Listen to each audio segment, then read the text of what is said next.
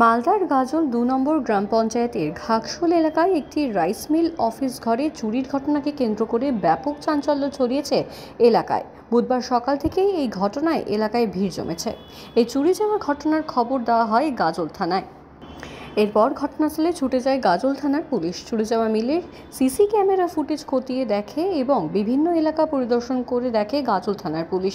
বুধবার বিকেল ৩টে নাগাদ মিলের মালিকের পক্ষ থেকে জানিয়েছে, বুধবার গভীর রাতে প্রায় ১:৩০ নাগাদ দুইজন দুষ্কৃতী অফিস ঘরের লোহার গ্রিল কেটে ভেতরে ঢুকে দুটি ঘরের আলমারি থেকে সামগ্রী বের করে খুলে দেখে। সম্পূর্ণ বিষয়টি সিসি ক্যামেরায় নজরদারিতে দেখা গিয়েছে। জানা গিয়েছে, ২ লক্ষ টাকা সহ অন্যান্য সামগ্রী চুরি করে নিয়ে গেছে দুষ্কৃতীরা। চুরির ঘটনাকে কেন্দ্র করে ব্যাপক চাঞ্চল্য ছড়িয়েছে এলাকায়।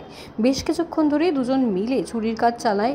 তদন্তের জন্য পুলিশকে সিসিটিভি ফুটেজ দিয়েছে মিলের মালিক কর্তৃপক্ষরা। পুলিশ সিসিটিভি ফুটেজ নিয়ে গেছে। পুরো ঘটনা নিয়ে তদন্ত চলছে।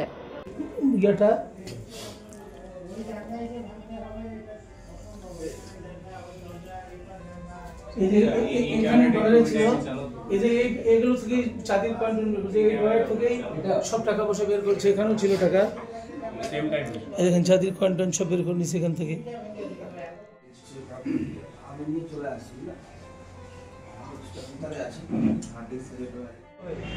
ওদিকে ঢোকার একটা রাস্তা আছে, প্রাচীর টপকিয়ে।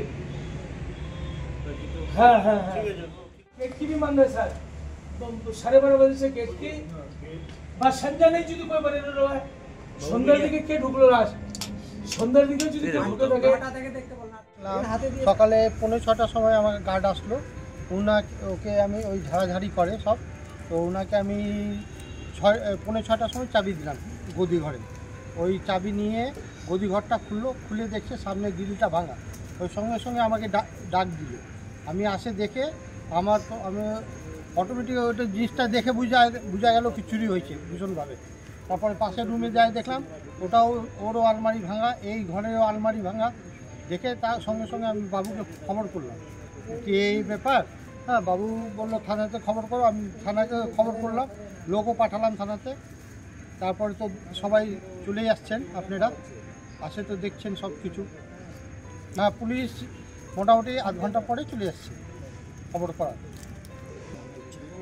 যখন গেট খোলা হয়েছে দেখছি সামনে জানলার গ্রিলটা কাটা হয়েছে।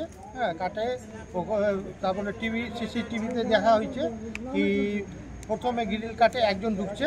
হ্যাঁ, তারপরে 10 মিনিট পরে আর একজন ঢুকছে ওর মধ্যে গ্রিল থেকে। হ্যাঁ, জানলা গ্রিল থেকে। তারপরে বাইরের থেকে কোনো ডিসিশন দেওয়া হচ্ছিল না ওনাদেরকে কি এরকম করো ওরকম করো। তো ওই হিসাবে ডিসিশন হিসাবে কাজ মোটামুটি বাইরে জানলার দিকে দুজন আরও ছিল মনে হয়। হ্যাঁ, যে হিসাবে কথাবার্তা হচ্ছিল হলো 1:03 একটা রাতে 1:03 या 4 মধ্যে হয়েছে ঘটনাটা। সিসিটিভিতে এটা বোঝা যাচ্ছে। নন্দকিশোর শর্মা। পদে আছে? আমি ক্যাশিয়ার পদে আছি।